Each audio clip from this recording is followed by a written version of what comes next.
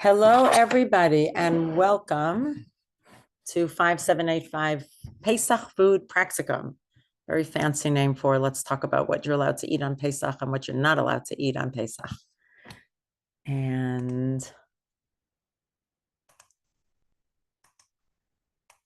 okay. Let me start by asking people here, just to warm things up.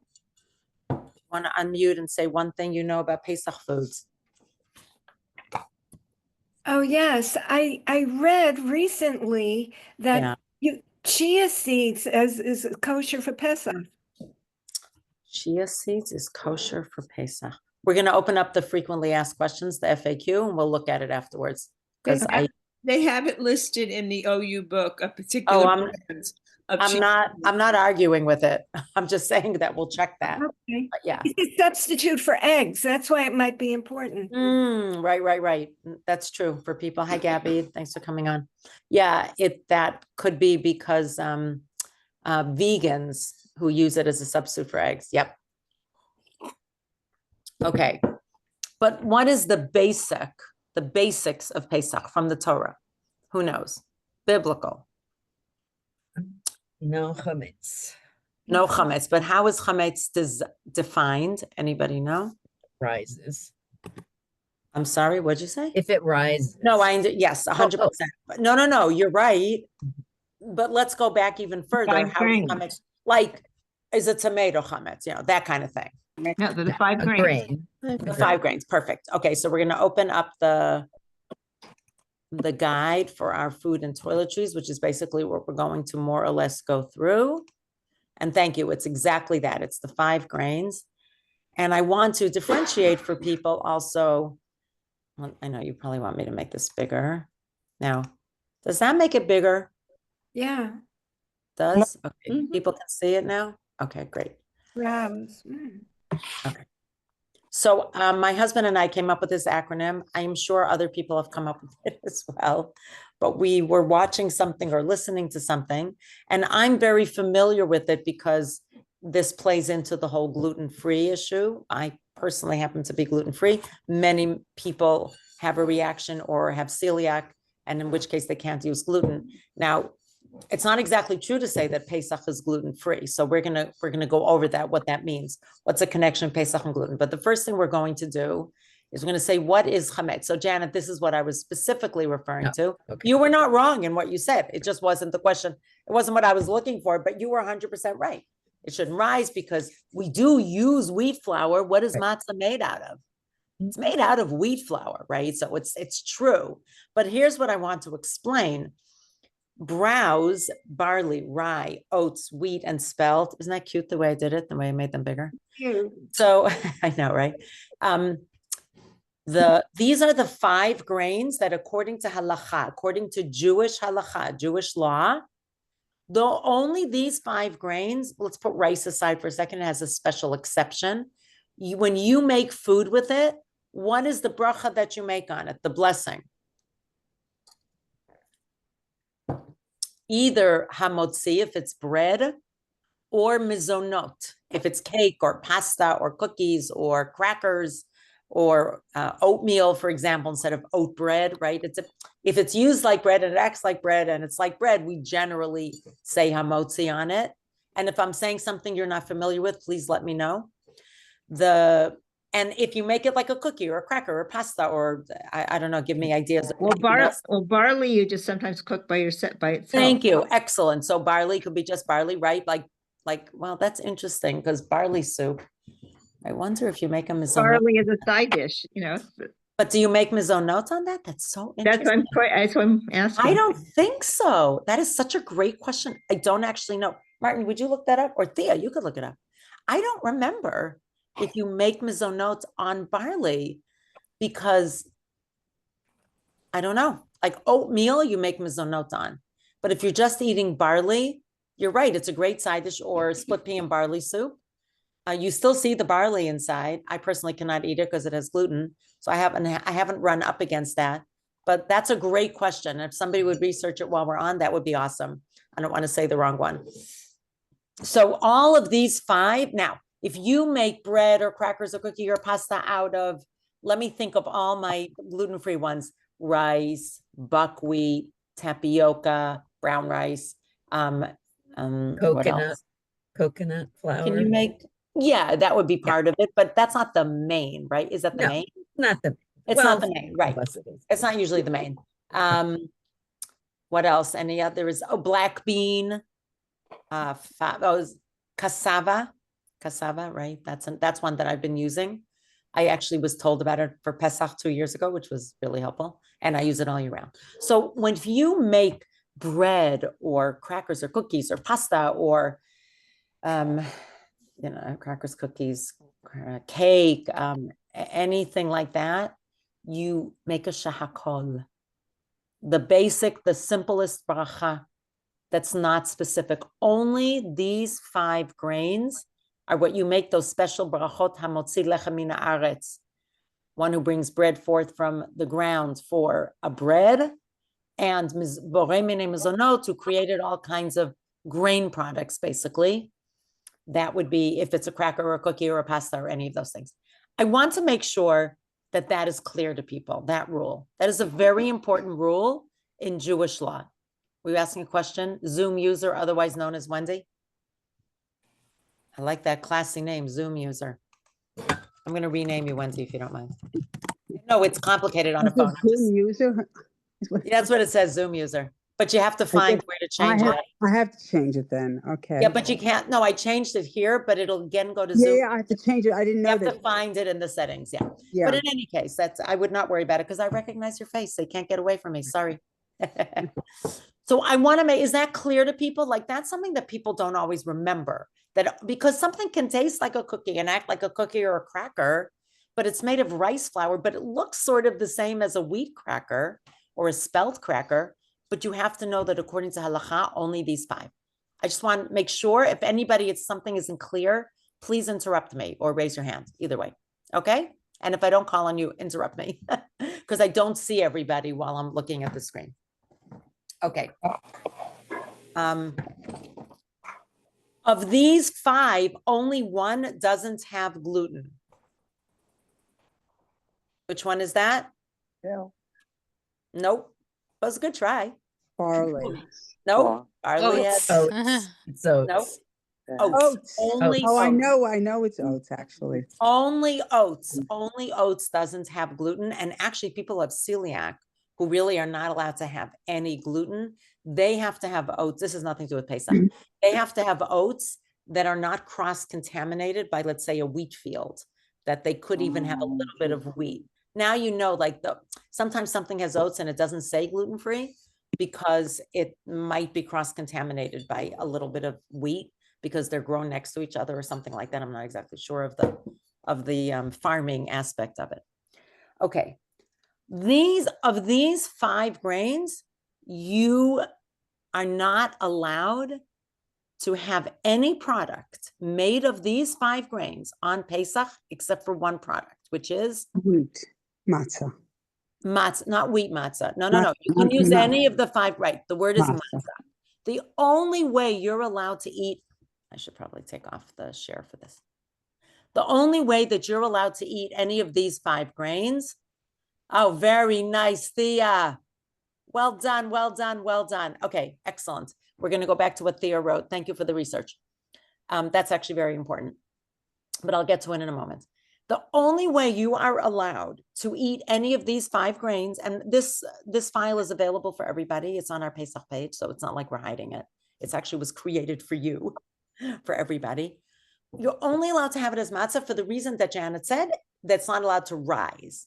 That's the whole idea behind chametz and matzah. We're not going to go into the theological because that's a whole separate story. There is theology behind it, but that's not the point of this class. So not only are you only allowed to have matzah, if you want to make something, that has sort of weight to it, you're not allowed to take flour and then use it as cake. What do we use as our flour usually? Ground up matzah, otherwise known as matzah meal or cake meal. The only difference between matzah meal and cake meal on Pesach, I'm not talking about the gluten-free, I'm talking about the regular one. The only difference is that cake meal is just ground up much finer. It's taking the same matzah melt. So you took flour and water, you went to a matzah baking, went to a matzah baking factory. They made sure that it didn't rise, that it never had more than 18 minutes from start to finish. That means it didn't rise, right? It comes out very, very, very flat. There's only, by the way, flour and water, no sugar, nothing else. And it's baked. And only after it's baked is it ground up. It's like making breadcrumbs. How do you make breadcrumbs? You make breadcrumbs by taking bread and then grinding it up. That's what breadcrumbs are. It's not made of flour. It's made of baked bread. Only matzah and matzah melt. That's the only way to use these 5 grains, which means you can't make oatmeal, for example, on Pesach. Why? Because you're only allowed to use oats if you're making matzah out of it. Is that clear? I just want to make sure. I want to scaffold it and make clear how we get to where we got to today. So people who say,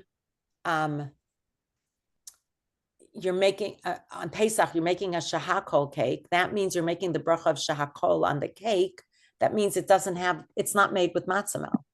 Because if it's made with matzah melt, then it has the inherent characteristic of being made of these 5 grains, and therefore you would have to make a borei mine mezonot. Is that clear? Is that clear to everybody? So people like me, I mean, theoretically, I eat oat matzah. It's disgusting, sorry. It's really awful. It's very hard to eat it. It turns into a paste. You have to drink, otherwise you choke on it. But that's just the way it is if you're gluten-free. And theoretically, you could grind it up and make matzah mel out of it. I think that would be even worse. And also, it's so expensive. I can't imagine anybody doing it. It's just not worth it because it's ridiculous. I mean, each matzah could be like $6 or $7 or I don't know more. So when you have a shahakol cake, it's good for people who are gluten-free because it doesn't have any of the matzah mel of the 4 grains. It's made out of, on Pesach, it could be made of cassava flour. It could be made out of, not rice flour. It could be made out of potato. Very often it's potato. Okay. I just want to go take a little segue to what Thea looked up for us. What bracha do you make on barley soup? You actually have to make a mizonot because you see the barley. If you don't see the barley, Thea, then I think it's shahakol. But for your bracha achrona, it's either ala michi or brain nefashot. We won't go into that now. I was actually going into the bracha you make before. It was just where, No. bracha.com. I am so not complaining. I'm happy you looked it up. But thank you. Can I just make a comment? Yeah. Just as an aside, Sephardim sometimes have something different about making things for Pesach, that they actually make things with flour or something. Because I once actually saw, like, after Pesach in, like Adlad or something like that, it was basically a cake mix for Sephardim. And it was something that if you're Ashkenazic, it would be considered like chametz. Okay. I don't know. It was some weird. I'm appreciating you're saying that. And there are people who have Sephardic. I cannot vouch for Sephardic halacha. I don't know it. I'm just saying you have to kind of watch out for things. You don't really. I'll tell you why. Because the OU wouldn't give a hechsher for it unless it said specifically for Sephardim. But yeah. So you really have to worry in America. Right. When you're in Israel, you might have to worry about it. Right. But in Israel also, they're very, very careful now to market separate. I just don't want to add information that I appreciate what you're saying, Thea. Okay. I'm just saying you have to kind of look at the hechsher. I mean, kind of have to look at it even for the OU. There's OU for Sephardim, but you have to look at the thank you. But you have to look at like it. One second. Yeah, right. You have to look at it anyway, which we haven't gotten to yet for kidney oats. So you anyway have to look at it.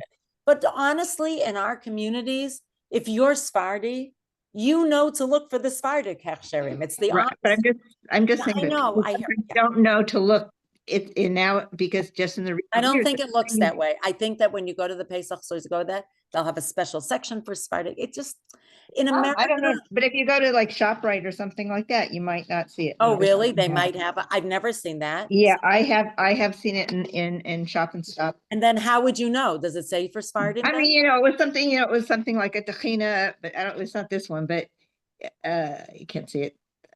So the tahina. No, you can't see it. Right. Anyway, you're saying it has that. 1 second. You're saying it was in the Pesach section. Wait.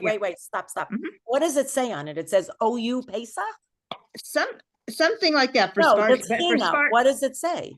This one isn't it. But I'm just saying it was something like a tahina that I mean.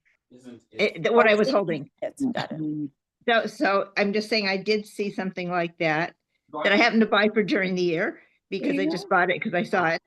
Okay, But, so we can leave but I'm it just at the- saying, but it was in the Pesach section. I understand. So Right. But let's that's leave it. usually the store doesn't get it. You know what I mean? Because if you go into a kosher store, they do have that sort of Sephardic Right, but she's aisle. saying the shop right. And right, but in ShopRite, you know, they put out matzah for every holiday. Okay. So Not in chances are Riverdale, not in it's Riverdale. not in a lot of stores. Can those we are- just leave it? We're going to talk Yeah, about okay. video, but let's Sorry. no, it's okay. Let's leave it as a general rule that you look at the hechsher. I mean, that makes sense. We're going to get to it. Okay, we're going to get to it. But thank you. I did not know about that they can make it. All right. By the way, you're allowed to make matzah on Pesach, but it's not so simple because you have to be really careful you don't make chametz. So there are two biblical transgressions. You're not allowed to eat it on Pesach. You're also not allowed to have enjoyment from food that is chametz. What does that mean? You're not allowed to sell it on Pesach. You're not allowed to give it to your dog on Pesach. Now, I want to put aside any medical questions. Medical questions are not relevant in this. That's a one-on-one, case by case. We were discussing in our Maharat group a case of a very severe case of a child who has both food allergies as well as food, what's the word for it? Like sensitivities, that they'll stop eating foods. You have to give it to them every day. They're limited in their capacity of understanding. That child may actually have to have chametz. Can you imagine? But only because they literally it would be what's called pikuach nefesh, saving their life. Because if they stopped eating, they wouldn't have food. So it's always on a case by case, and certainly kidney. But I just feel that this wouldn't be the best forum for that because it'll be on a case by case. I want anybody to feel comfortable reaching out to me if you have a very specific question or general question, but about a specific case. Okay. Obviously, whenever it's a question of medical, that's very different. What kinds of food are inherently kosher for Pesach, given that only these 5 are the ones that are biblically forbidden? So fresh fruits and vegetables, eggs, meat, poultry, fish, whole spices, sugar, salt without additives. Also like regular coffee, but I didn't put that in. So there's a whole list in this wonderful guide. If you go by OU, there are pages of things that are kosher for Pesach without needing a special kosher for Pesach. Pages. Some of them are cleansers or other things, but there are pages of that, things that are inherently kosher for Pesach without worrying. I'm not going to go through them. That's why there are guides. This guide is also online. You don't have to get it in paper. The major organizations that offer Pesach guides, here are the links to them. We put them in this guide. By the way, this guide is on our Pesach page. Everybody know about our Pesach page? People know about our Pesach page? Mm-hmm. Okay, so most of them can be answered. I'm putting it in the chat, thebai.org/Pesach. So that's available to everybody. And in it, there are so many links. And the links will give you what to do this year on Erev Pesach, which is on Shabbat. How do you kasher your kitchen? FAQs, frequently asked questions, this guide, things like that, they're all there. In addition to our Pesach schedule. And signing up for, you'll see there's a Friday night you can sign up for this year, and a Shabbat you can sign up for, and signing up for the free Seder, and giving money, like all of those, they're all on our Pesach page. And if we're missing something, I hope that somebody in this group will let us know because we appreciate the feedback. Like Thea gave the feedback, like we have to make sure we're careful about something that we may not be aware of. I don't need to click on these things because you can click on them yourself. By the way, you can also just Google Star K Pesach, 2025. You'll find it as well. But they are all nicely in this document. Okay. In the guides, as well as our FAQ, that actually I will show you. Let me show you the FAQ. Oh, it's not here. Okay, I'll have to show it to you afterwards. Oh, wait, maybe I can see it. Do people see the FAQ now? Do you see a different one or you see the same one? No, yes. Somebody answering. Do you see the FAQ? FAQ. No. You don't. Okay, so you don't see it. Okay, so never mind. Yeah, because it doesn't. So I'll go back to that afterwards. Just a minute. Okay, so I'm in the regular one. in the guides, it says which foods need special kosher for Pesach supervision, which foods do not need it, which food items may be purchased before Pesach without kosher for Pesach supervision. Why, does anybody know why you might be able to buy certain foods before Pesach, but only before Pesach without kosher for Pesach supervision? Anybody know that? I'll give you an example of one, quinoa. Yeah, go on. Who was going to say Elaine? On the off chance that it's exposed to chametz and you're doing your al chamira, you're nullifying any chametz that you might be owning, so that you've bought it before. You're nullifying it in case you do. It has been exposed to chametz. Exposed? I mean, it has a little bit of chametz in it. It's not being exposed. Or in it, like vitamin D in milk is grown on chametz, I think. So I just wanted to make sure we take an example. That's an example. That's like, let's just get an example of quinoa.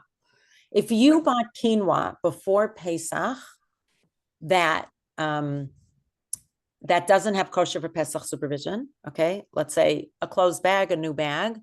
If you bought it before Pesach, we actually recommend that you open it up and you look to see that there are no kernels of something that's not quinoa, which is easy to see, then pour it back in the bag. But even if there was a teeny bit of certain items, not everything, of certain items, if you buy it before Pesach, as Thea said, you can nullify it. I think it's 1 in 60 can be nullified. But on Pesach itself, you can't nullify anything, even 1 in a gazillion.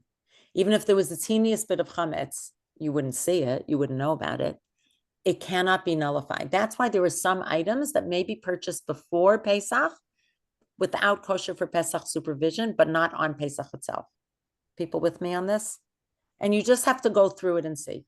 Now, there are all sorts of chumrot, of stringencies. Some people don't buy eggs on Pesach. Why?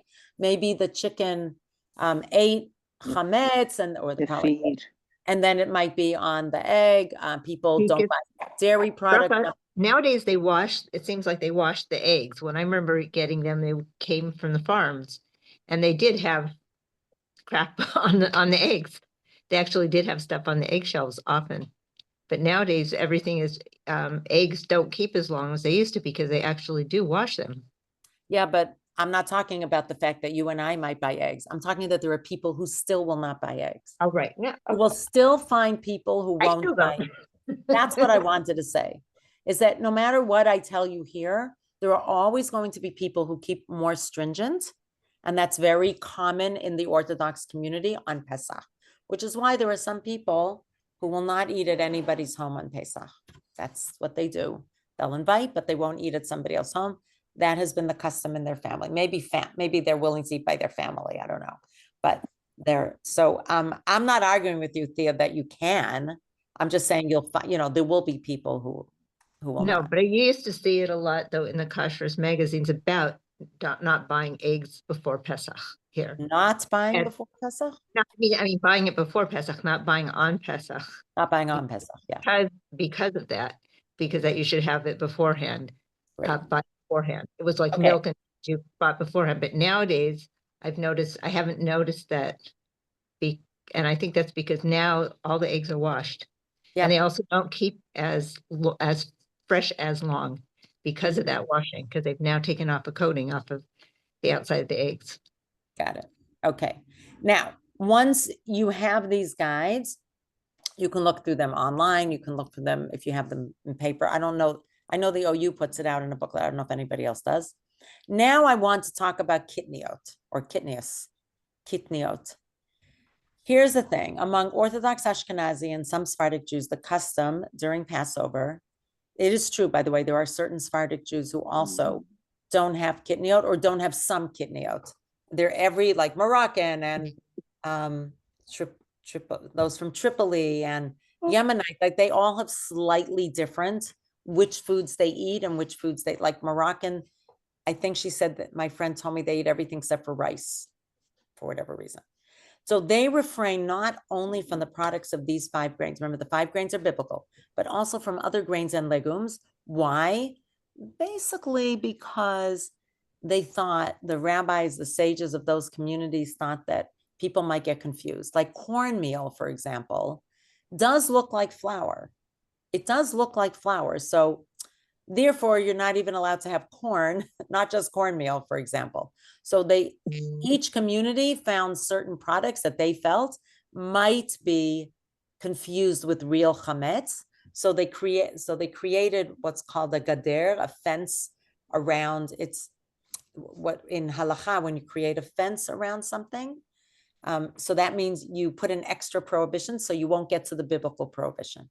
But we pretty much, it's not, when I say we treat rabbinic and biblical the same way, we do, but this is a custom, which is so interesting because most customs don't get such a very strong following. But kitniot has become almost like law, not biblical law, but very strong.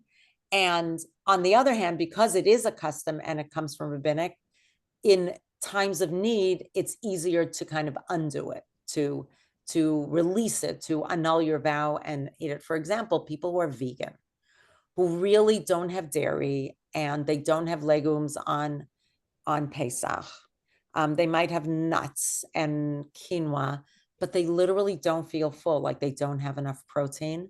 So Reb Stephen and I both agree that those people who are just hungry and just they don't get enough nourishment, they are allowed to eat kitniot. But they have to do an annulment of the vow, but that's separate. So if anybody is in a situation where for some reason they don't get enough protein and nourishment in the diet that they're allowed to eat on Pesach, I think they should consult the rabbinic authority to discuss it. Okay. Traditions of what is considered kitniot vary from community to community, but generally include maize, which is American corn, rice, peas, lentils, and beans. Many don't have peanuts and soy. I was told when I was growing up that people had peanut oil and soy oil, which is not the actual kitniot themselves. It's yotzei kitniot. It's a product. We had peanut oil, yeah. Which is very different from the product itself.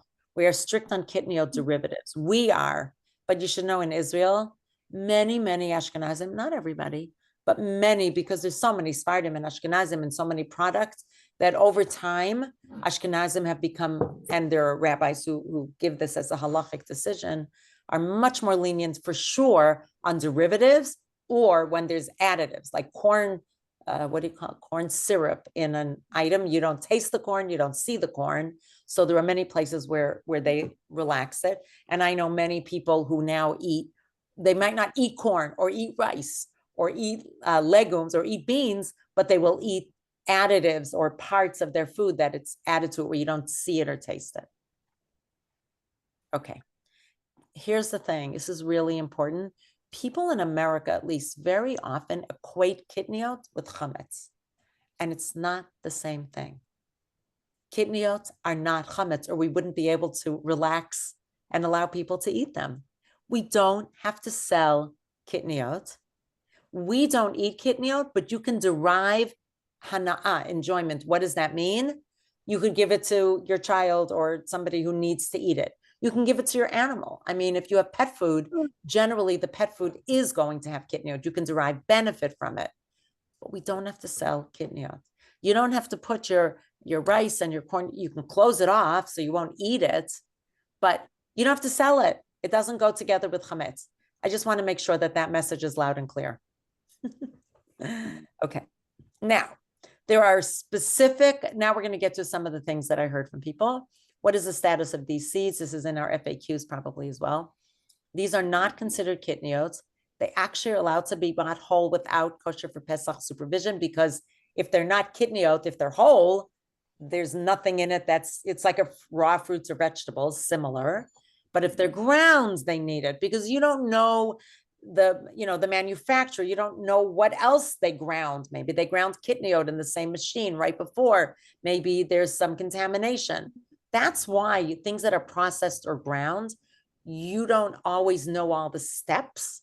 And therefore you have to get generally kosher for Pesach supervision, unless somebody like the OU or CRC or the Chafke or Chafke or OK, I think it is.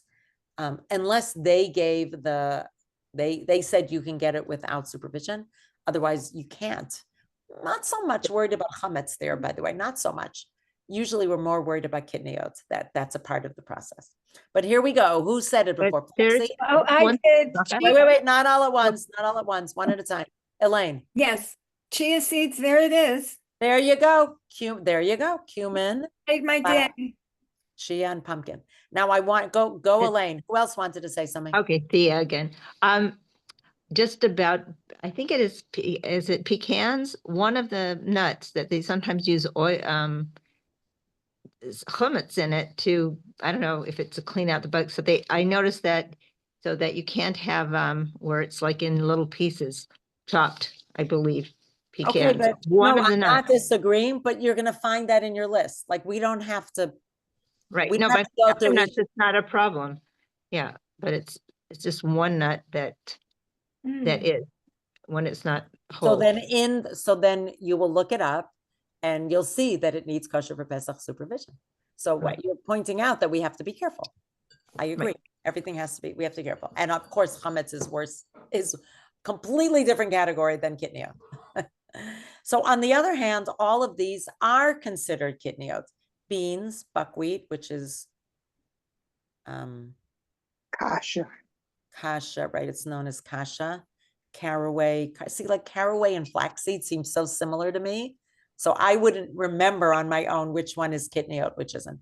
Cardamom, corn, edamame, fennel, all the things that are written here, we consider them kitniyot in the regular Ashkenazi community. I am not saying this for people in the Sephardic community. Obviously, people in the Sephardic community, they don't, they keep kitniyot as they keep it or don't. And then here we have more that are not considered. Oh, I wrote chia seeds up here. Yep, but I wrote it again. Anise, carob, chia seeds, coriander, cottonseed, all of these are not considered kitniyot. So we have a nice list in here, which is great. The following may be kitniyot, and therefore we don't use that. Amaranth, too bad, because that's a nice grain, and peanuts. Okay. Everybody with me so far? So remember, we have three categories. We have, we have chametz and kitniyot, and then neither, that we have. But we have food items that don't need kosher for Pesach supervision at all, like fresh fruits and vegetables and other things like that. We have food items that do need if you buy them on Pesach, but if you buy them before Pesach, you don't need, because you can nullify any minute amounts of chametz that may have fallen in there that you don't even taste.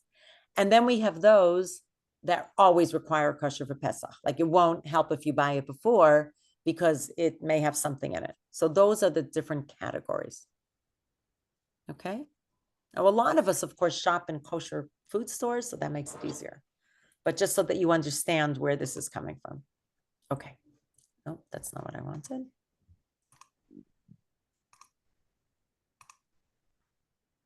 Now, non-food items. We do not require non-food items to be specifically kosher for Pesach because they're not edible. And it's only things that are edible that fall into the category of what is forbidden on Pesach. So here's an example. The consensus of the OU's postgame is that the following may be used on Passover without certification. So interesting. Aluminum foil. Okay, all these things that you see here, again, you can look for yourself. Is this large enough, or you need me to make it larger? Yes, no, we're good. Okay, 1 second. I could make it a teeny bit larger, maybe. No, I can't. Okay. Oral hygiene. Some rabbinic authorities think that you do need on toothpaste, some don't. And different people hold different ways. You can go by the most lenient as you wish. But I do recommend that if you're using something that you use all year round, I highly recommend that you take a new one.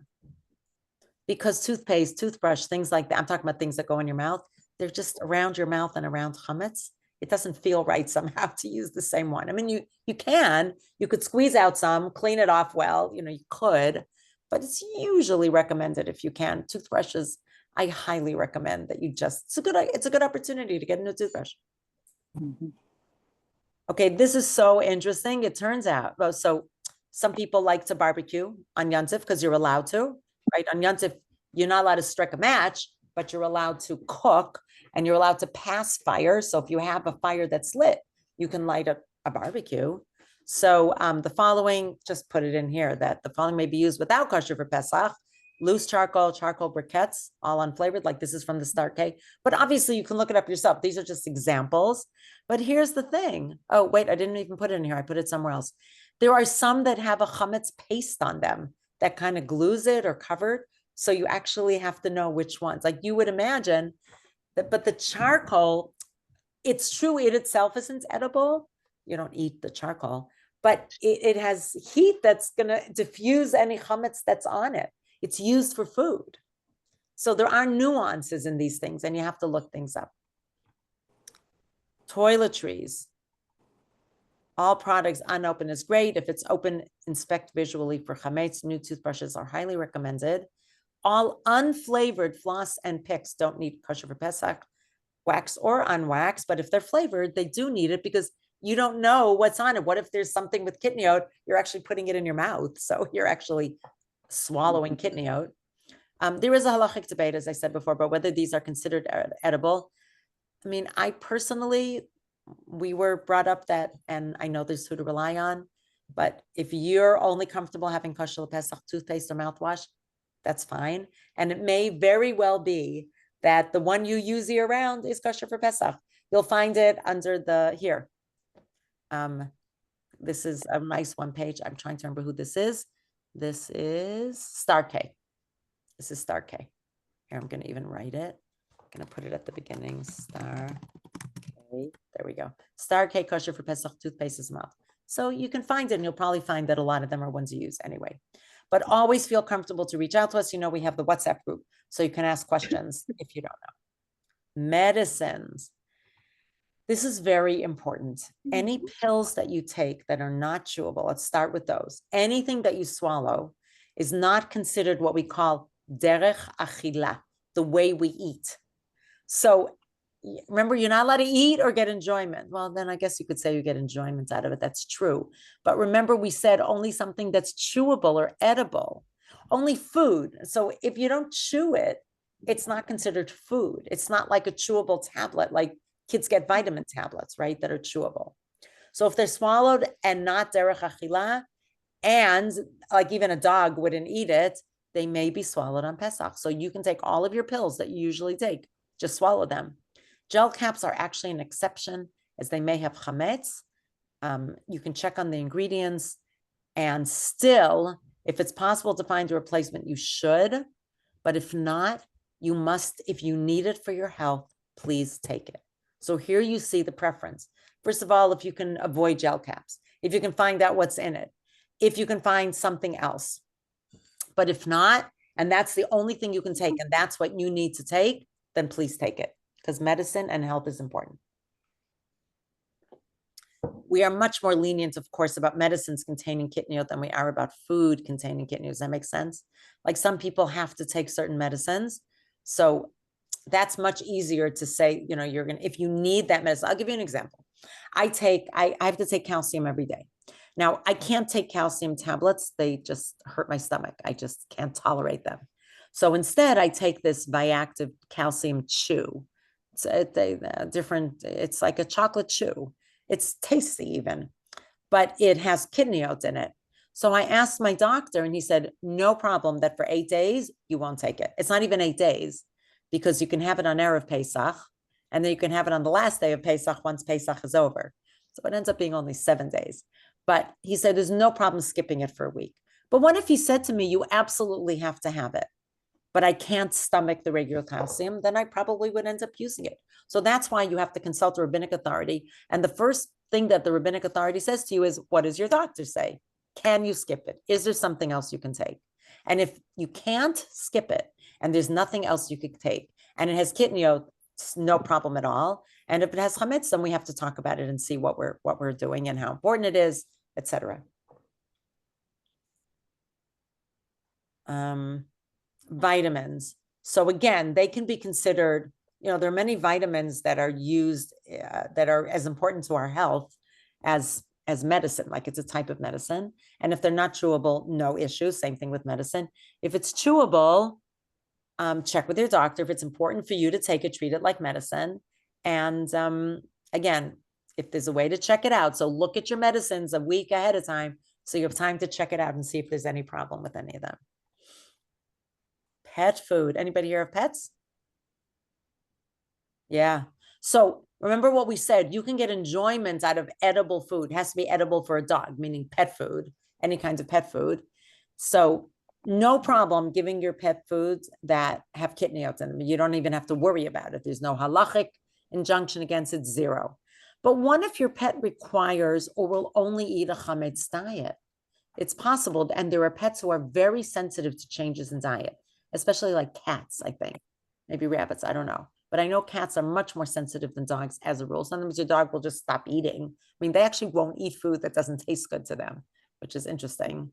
And so if you absolutely have to give your pet food that is chametz, there is a workaround. Then you sell your pet as well as the pet food, and you'll be giving your pet the food for the person who bought it. It'll actually get sold and then bought back after Pesach. We will stipulate that the non-Jew are allowing you to use their pet food to feed their pet over Pesach. Otherwise, you'll either be owning the chametz and the pet food or getting enjoyment out of your pet eating chametz food. Either way, you have to do it it'll be in the contract. So if you have a pet who needs to eat chametz food, please tell one of us. And there's more information. I gave you some nice links here if you want to find out more about it. Cosmetics, as with other non-food products, there's no problem owning and using cosmetics that are not edible. There may be some cosmetics that are, especially for little girls or younger children that are actually not poisonous because they might swallow it. That's a little bit more of a problem. You want to, I use my cosmetics. I just inspect them to make sure they're clean. Some people might be worried. There's an Ask CRC site. If you think that it's a lipstick or something that might have chametz in it, and then there's this Ask CRC specific lipstick. So there are places to check it out. Way easier to talk about food than it is to talk about koshering your kitchen. So much more to koshering your kitchen. Something that I do, by the way, I grew up that we didn't leave out our recipes, but our recipes are in a recipe box, and I check that there's no, crumbs in it. They might be discolored. And I discovered on Pesach, especially now that I'm gluten-free, there's so many recipes that I make during the year that I want to use on Pesach. My Pesach's food isn't so different from my round the year food for me. And except of course for legumes. So I leave them out separate. Like I put them, on the side, but I always clean out the box and just make sure that there's no, so it's just a suggestion that you might want to leave out your recipes if you're used to having them, or all your recipes might be online and then you don't have to. Now, I would love to hear if anybody has questions or feel that there's something that was not covered. Jean, you have a question? I do. Okay. Did I take someone else's turn? Not at all. I called on you. Okay, fine. My question is, because I also have a lot of gluten-free products like crackers or rice cakes. Now, that stuff can just be put aside away, or that has to be sold? It does not have to be sold because it's kitniyot, unless it has oats in it, and most of them don't. No, they don't. They don't have. I did look at one ingredient with tapioca, but from what you've already said, that's not a problem. And not one of the 5 grains. Okay, mustard has to go, right? Yeah, mustard is one of the. I might not have put it in, but we don't use mustard or any mustard. Oh, I know we don't use it, but it has to be kitniyot. Oh, it's kitniyot. It's kitniyot also. Yeah, it's not. Remember, what is chametz? 5 grains. 5 grains, and mustard is not one of the 5 grains, unless there happens to be mustard. But the thing is, we know that there's no chametz in the mustard because we're gluten-free, so we can't eat, right? We're already aware of that. But mustard doesn't contain the 5 grains. It's a kitniyot product. Okay, I understand. Yeah, no, but it's good to ask because we keep on reminding ourselves that kitniyot is not chametz, and that's a great way to discern it. One you have to sell, one you don't have to sell. Big difference. So, for instance, just to be my last part, pasta made from rice, the gluten-free. Yeah, that's kitniyot. Also, the buckwheat, I could open my closet and find a whole bunch of stuff, right? Also, the ones made of black bean, the ones made of, I don't know, there's so many weird ones. Red lentil, quinoa. There's lentil. Yeah, lentil. Well, quinoa, interesting. Quinoa, they'd have to make it kosher Pesach because the quinoa noodles might be processed in a place that is kitniot. Some people hold that quinoa is kitniot. We don't, but they might make quinoa noodles now for Pesach, which are much more robust, I'm sure, than the regular potato, noodles. Right. Yeah, Janet. Okay, so my question, I just want to make sure I understand. So the things that you have in your refrigerator, like I have a little bit of, I have some ketchup, I have things like that are kitniot at the most. So put them in a bag and shove it. And just write In the kitniot bag. on the bag. That's what I do. Yeah. So it Okay. depends on how much room you have in your fridge. Also, we tend to look, if you only have a teeny bit left, No, yeah, that's of course the no, fridge. finish it up Yeah. between now and it's like, is it Right. worth using up this? Right. Is it worth using up the space in your fridge? Right. But some things don't actually have to be refrigerated, even though we refrigerate them. Like they'll be fine for a week out of the refrigerator. And then you free up, people who are hosting a lot of people. We have 3 days of Yontif at the beginning and 2 at the end. You might not have room in your refrigerator to keep all those bottles. Right. I won't have room because we have lots of bottles of stuff. Right. So Okay. I'm not So going to right. keep them in the fridge. We'll just run out of space in the fridge. Right. Okay. But yes, only the 5 grains. Be very clear. Browse, BROWS. Only things made with them, any amount in them, by the way, Right. not like the majority. Yeah. Doesn't matter how much. You do not have to sell them. Right. And then you can just store them. So Right, but you do want to separate. Again, you're of course. part of Yeah, lineage. just hide them in the back. You might eat them, but Yeah. see, it's a problem because I'm not saying every food that's opened has to be, but once food is opened, it's become a strong custom not to keep it for Pesach. Right. Is what we normally Because did. we're not So that's why I'm careful. asking. And the reason we about- do that, unless like you opened it a week before, you were very careful to keep it separate, that's one thing. But Right. generally, over 51 weeks of the year, it's impossible. It's almost impossible and not worth it to make sure it doesn't touch any chametz. Like, why should we even take a chance? Just not worth it. Yeah. I mean, look, for a bottle of Something ketchup. like ketchup can go buy on a hamburger bun and touch the hamburger bun, right? That's very normal. It's not like this is not a normal thing for it to touch chametz. Or on noodles, it'll touch the pasta. I mean, that's very common. Yeah. Or if you have something hot, like hot noodles, the steam could rise, and that has little teeny particles of chametz. They literally could sort of rise into the ketchup. I mean, it's possible. Right. But we don't Right. take a chance on those things. It's not. No. Yeah. Well, I'm Not a big telling you, it might be obvious, Janet, but I'm not sure it's obvious to everybody who's on. Things that were opened, we do not tend to use them. If you have a specific question and you know exactly where it was and what happened with it, reach out to me or somebody else just to make sure that it's okay. Right. More questions, please lay them on me. Oh, Can't quinoa- finish early. It's not allowed. Yeah. Yeah, something about quinoa, I'm not clear. Do you need to have extra for quinoa? So if you buy it before Pesach If you buy it before Pesach, you don't. and check it, you must check it because it's always possible for an actual kernel of, it could be kitniot. I hope it's not chametz, and it's very clear. Something that doesn't look like quinoa, very clear. You'll see it.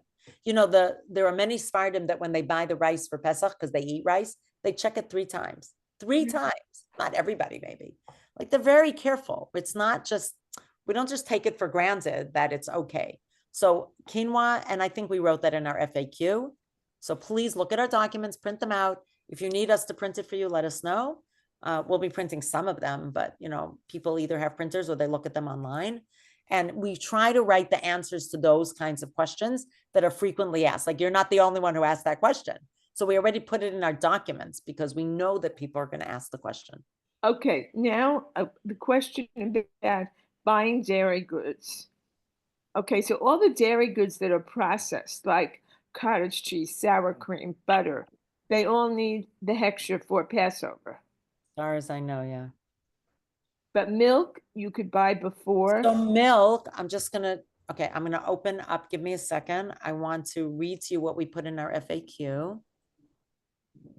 As soon as I find my FAQ, 1 second.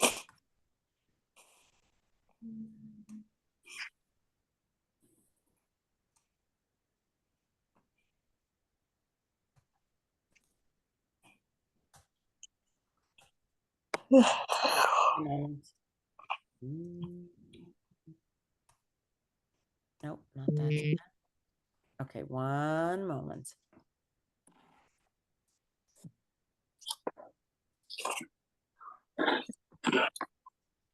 Here we go. Okay.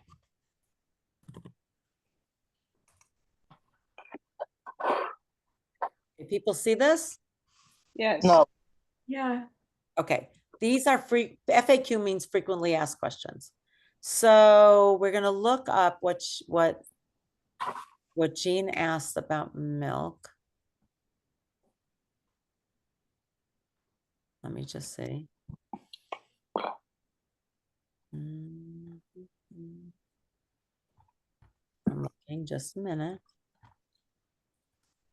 Okay, kosher for Pesach products. Wait 1 second. Open coffee, sugar, salt, olive oil, spice. Sorry, I'm looking for your dairy. Here we go. Here we go. Rav Steven and I literally just went over it. While not recommended by the major kashrut organizations, which are OU, CRC, Star-K, there are some rabbinic opinions that allow for buying plain dairy products. You see that? Not flavored before Pesach and relying on this bitul nullification. That's cream cheese, plain, butter, plain cottage cheese, plain yogurt, and all cheeses that have no other ingredients besides cheese and the curdling agent. For milk only, the major kashrut organizations agree that if you can't find kosher for Pesach milk, it's okay to buy before Pesach and rely on bitul. I think I have to fix that. Okay, I will fix that. Right, that's it. Okay, does that answer your question? Yes. Great. Okay. And that's why you have to always download the latest FAQ, because we do update it per year based on what they say. Now, Mariana and Gabby, who are a little bit newer to hearing about this, do you have any questions? Something that wasn't clear, Mariana, Gabby? No, I've been a part of Pesach Seder's before and everything, so I'm familiar. So And that this was very makes sense? informative. Okay, great. Mariana? Me too. Great, perfect, great. Bracha. That's a good bet. Okay.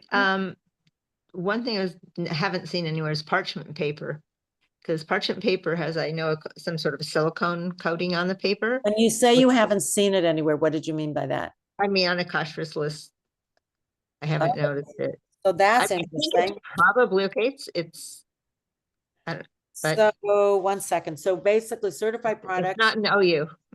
Yeah, that one I have. in other words, they don't allow any parchment paper according to what No, you're no, I haven't seen it. No, I just haven't seen one way or the other. No, where but they're- I'm asking in the booklet. Yeah, I didn't see it. I didn't notice it.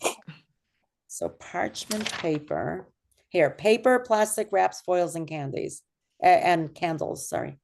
But how do I, these, I don't, it's so interesting because I don't know. These are just names of sarans. I guess we'd need a name of parchment paper to check it out. Yeah, okay.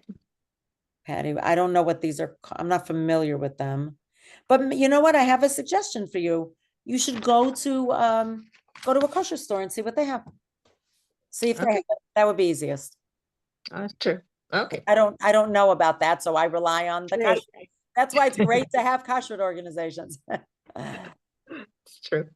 And if you use parchment paper and you need it, then you should totally look 100%. Anybody else have a question?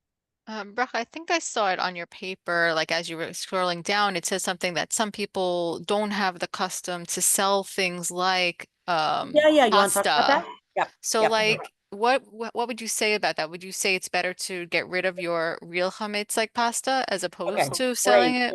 Great. I'm so glad you asked that. 1 second. I'm just trying to see where it was. Was it here? 1 second. Oh, here we go. Do I need to throw or give away all food that contains chametz before Pesach? Some people have the custom of not selling what's called chametz gamor. I'm just going to write that. Oh, I can't write it here. This doesn't let me. Okay, never mind. That is pure chametz gamor. Bread, crackers, cookies, pasta. If that is your custom, then use it up and give the rest, right? We have friendly fridges. We have, I don't know, we have maintenance people, we have your doorman, maybe, if that person isn't Jewish, obviously. Those who do have the custom to sell chametz should use these guidelines. We can certainly sell, wait, those who have the custom to sell chametz, yes. We can sell all unopened packages of foods that contain chametz, items such as whiskey that have clear monetary values. There are reliable sources that you can even sell open packages. I mean, if you have 2 crackers, you may want to sell it, or you may want to throw it away or give it, like, that's your choice. Some people like it's an opportunity to sort of clean out the cabinet and say, okay, I don't need these last 2 crackers, but you're allowed to.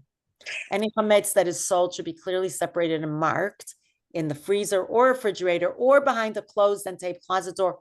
Like we put ours, because we have extra room under our bed. That's where we end up storing a lot of things because you don't see it. So we put it in a box or bag, we close it and we mark it with chametz. And locations containing chametz should be noted on the chametz sale form. I think I say this everywhere. Kitniot is not chametz, does not have to be sold. So what Devora asked, what do I recommend?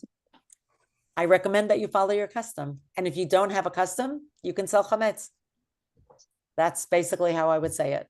If your family or your partner's family has a custom, and some people feel very strongly about this, the same way they feel strongly about not using eggs or not buying dairy products on Pesach or all the things that they grew up with and were used to, then let them, they should do but if you don't have a custom, unless you have something, that's bothering you, that you don't want to do it, like, we have like cereal bars, like made of oat, right? That's chametz gamor.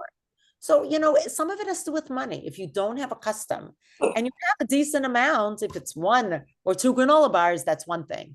But if you have a couple of boxes of this and a few boxes of that, and like, nobody's telling you that you have to go, give away something that you will use and actually costs you money, which was the reason why traditionally, even people who didn't sell pure chametz always sold their whiskey, which was chametz stick. Why? Because that was a true monetary. That's how I grew up.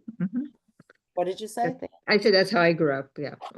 A lot of people, I would say everybody who doesn't sell chametz gamor, I think pretty much all of them sell their whiskey there because it was just a lot of money for that. Also, there's something about like that even if you don't sell your chametz gamor, but sometimes you sell things that have they might have some chametz in it, like part, that it's not like a bread or whatever, but it might be something that has some flour in it or something like your soy sauce. Oh, right. That would not, right. Because you wouldn't make a borei minei mezonot on soy sauce or teriyaki, but it might have a little bit of chametz in it. Nice. But it is chametz, right? So I'll sell that. Right. One second. Slow down. Who was asking? How about you? Janet. So if it's gluten-free tamari sauce, can that be saved? Because it's kitnios at the moment. I mean, there isn't even any soy in it, so that you can. Are you answering your own question? I think so. You can just put it in the bag. And again, Janet, if you sell real chametz, you could sell it also if it had chametz in it. Right. But if it only has kitniot because it's gluten-free. I'm calling up. Okay. I think I've made that thing clear. Well, it's easier for me being. Wait, I'm hearing some interference. Who is that from?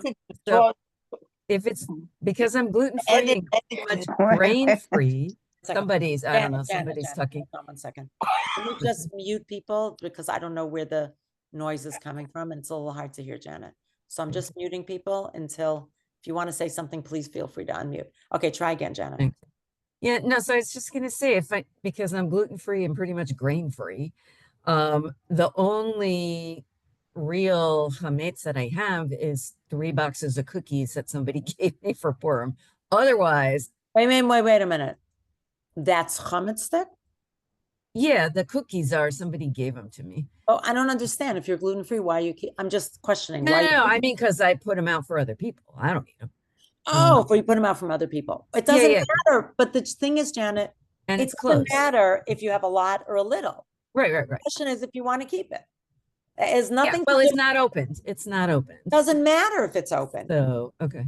It doesn't matter. Right. I mean, if you had 1 cookie and it was the only thing you're selling, then you might say, this is not, like, I don't need to keep it. That's your choice, but you right. I mean, you have to sell it. Okay. But if you're keeping anything, that's your choice. As long as you set it aside, you mark it, and you mark it in the Got it. when Yep. you sign up for In a bag. comments. Yeah. No, no. Oh, no. when I sell the chametz. Yeah. I have to say where it is. Yes. Okay. Sounds good. Thank you. Even I have some chametz in my home because I live with somebody who eats regular. Also, I have oatmeal, and I have granola bars that are made with oats. So I have real chametz in my home, even though I'm gluten-free. Just want to make that clear. All right. What other questions? Bring them on. Bring them on. I don't hear you because I muted people, Elaine. I'm sorry. Oh, I don't know if we mentioned tofu. Tofu is made of Soy. Soy is kitniot. So soy and tofu, yeah. So we didn't mention it, but it is. And wouldn't that be nice if we could have soy? How much easier would it be? Again, that's something that vegans very often eat. So if somebody is vegan and really feeling that they don't have what to eat, that's why there are heterim, there are allowances. And these are all like things that didn't exist in the time that, was it corn and peanuts and soy didn't exist at the time that they made these, gezerot or minhagim, right? They didn't even exist. This is I will have to plead the fifth on that one. It's not my decision. Yes, you are correct, Leah. Thank you. All right, my friends. So this was great. Thank you. I hope what I'd like to do is make clarity among the fog of what I've done, right? That's what I like to do, is make it more organized and clear. So I hope I was able to do that for you. Feel free to read our files as well as ask questions. We have a WhatsApp group. Everybody is welcome to join the WhatsApp group and to ask questions and to read what other people ask, because that's also helpful. But you are very welcome to write, even if it could be a question that was posed before you got on the group, so you don't know the answer. Okay.